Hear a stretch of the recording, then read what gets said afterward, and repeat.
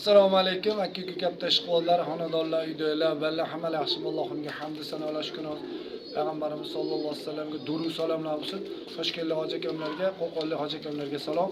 Ovoz akam, hoji akamning zakatlari chiqdi. Endi Xudo xolasa, akam Sirdaryodanmikin, Qashqadaryodanmikin, Alloh alam, shu juma shanba kunlari kelishar ekan, ikkita hakka, ikkita qopqonga ularni ham zakasini qilib beramiz.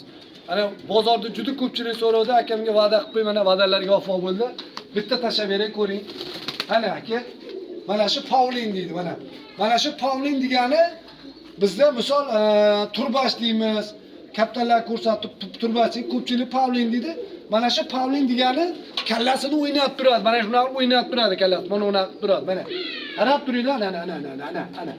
Mana shu Pavlinning kallalari o'ynab turadi. U kallasi ketgan deyilmaydi. Bu kaptanlar o'zi paroda shunaqa mana. Mana shunaqa kallasi o'ynab turadi, mana. Mana shunaqa jubik yo'q. Ana shunaqa o'ynab turadi. Bularni o'ynab turganiki, bu zotdan agar misol oqa ham berish mumkin, sariq ham berish mumkin, qizili ham berish ham mumkin-da. Mabodo agar Xudo xolasa yana zakasini oladigan bo'lsak, qo'limizdan kelgancha qilib beramiz. Mana hozir Xudoga shukr, bugun zakas oldik, qilib berdik. Yana yakshanbaga zakaslar 5 ta 6 ta odam zakaslar bor. Mabodo o'sha kaptanlar chiqib qolsa, bozordan olib turib, mana chiqdi deymiz Xudo xolasa. Videolarni omlabda rahmat deb, bitta like bosib qo'yinglar.